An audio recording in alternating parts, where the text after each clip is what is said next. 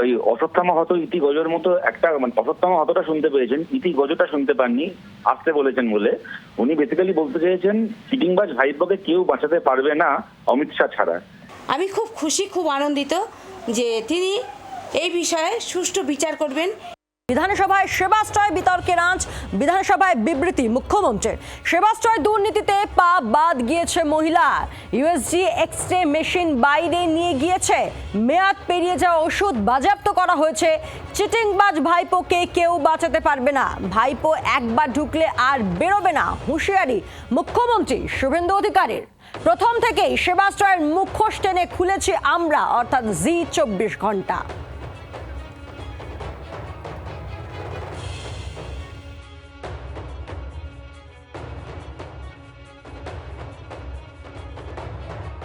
Medical কলেজের student মুখ্যমন্ত্রীকে চিঠি দিয়েছে। মেডিকেল কলেজের স্টুডেন্ট ডাক্তার হতে পারে, চিকিৎসা করতে পারে, তো একবার ঢুকলে বেরোবে না, এ তো খুনের মামলা। একে কেউ বাঁচাতে পারবে না, এই চিটিংবাজ ভাইপোকে কেউ বাঁচাতে পারবে না। আগে তো সবকে তুলবো।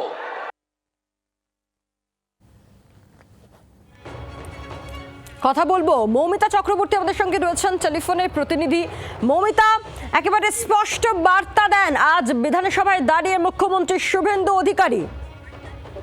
দেখো, যেভাবে পরতে সেবাশ্রয়ের একটার পর একটা দুর্ঘটনা এবং একটার পর একটা ঘটনা যেভাবে ঘটানো হয়েছে, এবং তার পেছনে সরাসরি অভিষেক বন্দ্যোপাধ্যায়ের হাত থাকা, অভিষেক বন্দ্যোপাধ্যায়ের ইনভলভমেন্ট তা প্রকাশ করেছেন। এবং যেভাবে ছবি দেখিয়ে মুখ্যমন্ত্রী বিবৃতি দিলেন এবং তিনি বললেন যে যে মানুষের জনস্বাস্থ্য, মানুষের অধিকার নিয়ে ছিনিমিনি খেলা হয়েছে, তাতে অভিষেক বন্দ্যোপাধ্যায় ভাইপো তিনি ভেতরে ঢুকলে আর বেরোতে পারবেন না। বিধানসভায় তিনি যখন বক্তব্য রাখছিলেন সেই সময় বেশ কিছু বিধায়কদের তরফ থেকেও সেই দাবি উঠতে থাকে, কারণ মানুষের যে স্বাস্থ্য, সেই স্বাস্থ্য নিয়ে ছিনিমিনি খেলা হয়েছে এবং নিয়ম ভাঙে, নিয়ম বহির্ভূতভাবে যে ঘটনা সামনে এসছে, এবং জি 24 ঘন্টা প্রথম সেবাশ্রয়ের এই পর্দা ফাঁস করেছিল, এবং সেই ঘটনাগুলো যেভাবে তুলে ধরেছেন মুখ্যমন্ত্রী এবং তিনি স্পষ্ট হুঁশিয়ারি দিয়েছেন।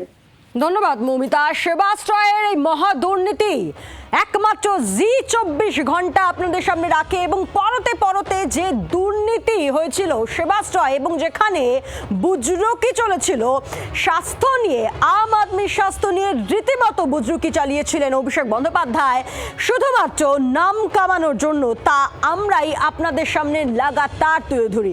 আর এরই জেরে আজ আমরা দেখলাম মুখ্যমন্ত্রী শুভেন্দু অধিকারী তিনি একেবারে সেবাশ্রয় নিয়ে তিনি বিবৃতি দিলেন, এবং সেখানে তিনি স্পষ্ট করে দিলেন এর বিরুদ্ধে একেবারে কড়া পদক্ষেপ নেওয়া হবে, অর্থাৎ অভিষেক বন্দ্যোপাধ্যায়ের বিরুদ্ধে। আর ঠিক কি বলেন তিনি, শুনুন।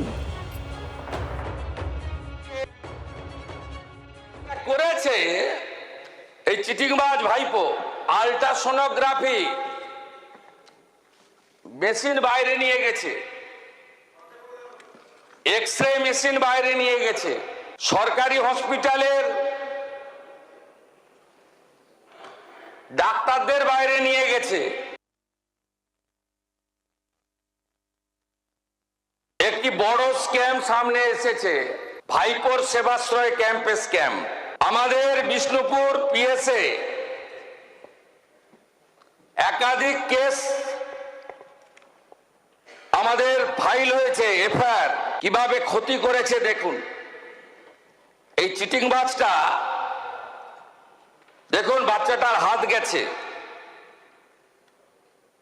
দেখুন আরেকটা বাচ্চাকে কিভাবে বিকলাঙ্গ করেছে, দেখুন এই দিদির পাটা গেছে, দেখুন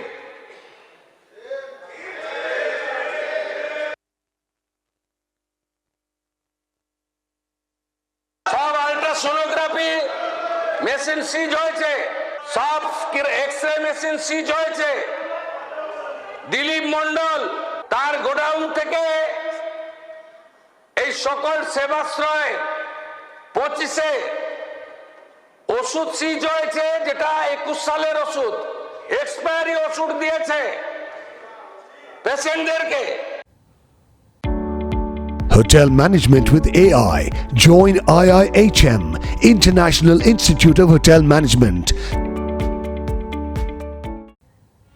ঠিক কিভাবে বুজরুকি চলেছে সেবাশ্রয়ে, একেবারে ছবি হাতে নিয়ে মুখ্যমন্ত্রী শুভেন্দু অধিকারী তিনি দেখিয়ে দিলেন যে এই সেবাশ্রয়ে যারা যারা চিকিৎসা করিয়েছিলেন তাদের কি মর্মান্তিক পরিণতি হয়েছিল।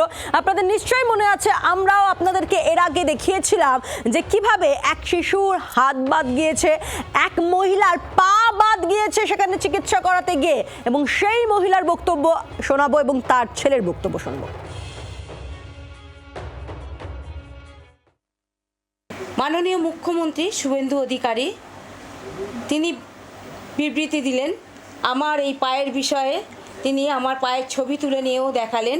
হ্যাঁ, আমি খুব খুশি, খুব আনন্দিত যে তিনি এই বিষয়ে সুষ্ঠু বিচার করবেন। যে আজকে বিধানসভায় এই সেবাশ্রয়ের ভুয়ো চিকিৎসা নিয়ে আজকে আলোকপাত করলেন মুখ্যমন্ত্রী মহাশয়। বিশেষ করে সেখানে তো আমার মায়ের ছবি রয়েছে যে মুখ্যমন্ত্রী মহাশয় তিনি এসডিপি সাথে সিআইডি এবং বিভিন্ন মেডিকেল আধিকারিকদের তদন্তভার দায়িত্ব দিলেন, এবং আমরা আশা রাখি এর আমরা সুবিচার পাবই পাবো।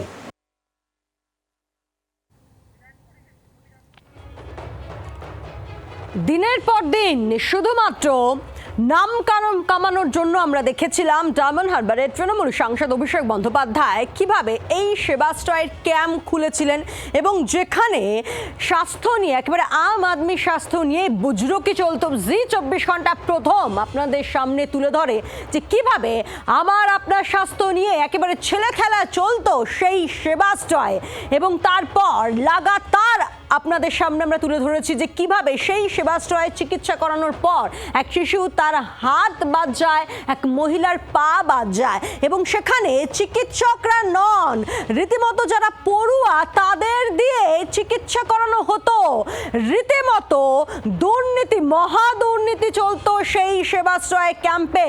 এবং আমাদের খবরের জেরে আজ মুখ্যমন্ত্রী শুভেন্দু অধিকারী তিনি বিধানসভায় বিবৃতি দেন এবং তিনি স্পষ্ট করেন যে চিটিংবাজ ভাইপোকে কেউ বাঁচাতে পারবে না, অর্থাৎ কড়া শাস্তিও দেওয়া হবে, তা একেবারে স্পষ্ট করে দেন মুখ্যমন্ত্রী শুভেন্দু অধিকারী। আমরা এর আগেও দেখেছি যে গতকাল কুণাল ঘোষ তিনি রীতিমতো প্রশ্ন তোলেন যে যখন অভিষেক বন্দ্যোপাধ্যায় উপস্থিতি নেই তখন কেন এই নিয়ে বিবৃতি দেওয়া হবে। তবে যে যে ঘটনাগুলো ঘটেছে, যেখানে চিকিৎসা করাতে গিয়ে ভাবুন এক রত্তি তার হাত বাদ গিয়েছে, এক মহিলা তার পা বাদ গিয়েছে, এগুলো কিভাবে করতে পারেন একজন জনপ্রতিনিধি শুধুমাত্র প্রশংসা পাওয়ার জন্য, শুধুমাত্র নাম কামানোর জন্য। বাম নেতা শতরূপ ঘোষ আমাদের সঙ্গে রয়েছেন টেলিফোনে। শতরূপ, মুখ্যমন্ত্রী শুভেন্দু অধিকারী আজ একেবারে বিবৃতিতে স্পষ্ট করে দিয়েছেন যে চিটিংবাজ ভাইপোকে কেউ বাঁচাতে পারবে না এই সেবাশ্রয়ের নামে যে বুজরুকি চলেছে। দেখুন, উনি অশ্বত্থামা হত ইতি গজের মতো একটা অশ্বত্থামা হতটা শুনতে পেয়েছেন, ইতি গজটা শুনতে পাননি, আসতে বলেছেন বলে। উনি বেসিক্যালি বলতে চেয়েছেন চিটিংবাজ ভাইপোকে কেউ বাঁচাতে পারবে না অমিত শাহ ছাড়া। কারণ আমরা সবাই জানি অভিষেক ব্যানার্জি যে অপরাধ করেছে পশ্চিমবাংলায়, খুন করানো, হাজার হাজার কোটি টাকার বেআইনি সম্পত্তি বানানো, গোটা বাংলা জুড়ে মাফিয়ারাজ চালানো, সে মদ বিক্রির কমিশন থেকে শুরু করে জঙ্গল কাটার কমিশন থেকে শুরু করে সমস্ত সরকারি প্রকল্পে বাইরে থেকে ঢুকে গিয়ে কমিশন কাটমানি খাওয়া, ও যা পাপ করে বসে আছে। ওর আগামী 7 জন্ম জেলে থাকার কথা, কিন্তু প্রশ্নটা হচ্ছে জেলে ঢুকবে তবে তোর বেরোবে কি না বেরোবে সেই প্রশ্ন আসছে। আজকে পর্যন্ত অভিষেক ব্যানার্জি জেলে ঢুকলো নাটা কেন? আজকে তৃণমূলের বিরুদ্ধে 15 বছর ধরে বুক চিপিয়ে লড়াই করেছে আমাদের যে কমরেডরা, বিজেপির আমলে তারা জেল খাচ্ছে। আজকে আমাদের লায়েককে বারুইপুরে এই অভিষেক ব্যানার্জির গুন্ডাতন্ত্রের বিরুদ্ধে লড়াই করেছে 15 বছর ধরে আমাদের যে লায়েক, সেই লায়েককে আজকে মিথ্যে মামলা দিয়ে শুভেন্দু অধিকারী জেল খাটাতে পারে। আর অভিষেকের মতো এত বড় একটা ক্রিমিনাল, এত বড় একটা চোর, সে এখন দাঁড়িয়ে বিড়লা প্ল্যানেটোরিয়ামের সামনে বড় বড় ভাষণ দিচ্ছে। আমরা ভেবেছিলাম সরকার পাল্টানোর পরে এবার আর কিছু হোক না হোক, এবার অন্তত পক্ষে এরা জেলে ঢুকবে। এখনো পর্যন্ত সে জেলে ঢুকছে না। সুতরাং ও জেলে ঢুকছে নাটা কেন? আর কেউ তোকে বাঁচাতে পারবে না। আপনার বড়দা অমিত শাহ কেন বাঁচাচ্ছে শুভেন্দু অধিকারী, সেই জবাবটা দিন। ধন্যবাদ আপনাকে। আমরা কথা বললাম সিপিএম নেতা শতরূপ ঘোষের সঙ্গে। আজ একেবারে সেবাশ্রয় নিয়ে বিবৃতি মুখ্যমন্ত্রী শুভেন্দু অধিকারীর। সেবাশ্রয় নিয়ে একাধিক দুর্নীতি, এবং সেই দুর্নীতি আপনাদের সামনে তুলে ধরেছিলাম আমরা, অর্থাৎ জি 24 ঘন্টা। সেখানে আপনাদেরকে দেখিয়েছিলাম যে কিভাবে আম আদমি স্বাস্থ্য নিয়ে দিনের পর দিন, মাসের পর মাস, বছরের পর বছর বুজরুকি চলেছে শুধুমাত্র প্রশংসা পাওয়ার জন্য, শুধুমাত্র নাম কামানোর জন্য। ভাবুন, আমরা দেখেছিলাম গত 15 বছর ধরে ডায়মন্ড হারবার মডেল, এবং সেখানে এই সেবাশ্রয়, এবং শেষ গত বিধানসভা নির্বাচনের আগে আমরা দেখেছিলাম নন্দীগ্রামেও খোলা হয়েছিল এই সেবাশ্রয়। এবং যদি মমতা বন্দ্যোপাধ্যায় তিনি আবারও ক্ষমতায় আসতেন, তাহলে একেবারে এই সেবাশ্রয় দুয়ারে দুয়ারে পৌঁছে যেত। কি সাংঘাতিক ব্যাপার হতো একবার ভাবুন। এবং তা নিয়ে একেবারে দুর্নীতি, যে সেবাশ্রয় যে দুর্নীতি চলতো, তা আপনাদের সামনে প্রথম দেখায় জি 24 ঘন্টা। এবং তার জেরেই আজ একেবারে মুখ্যমন্ত্রী শুভেন্দু অধিকারী স্পষ্ট করে দিলেন বিধানসভায় যে চিটিংবাজ ভাইপোকে কেউ বাঁচাতে পারবে না। বাংলার আওয়াজ, বাঙালির আবেগ, জি 24 ঘন্টা।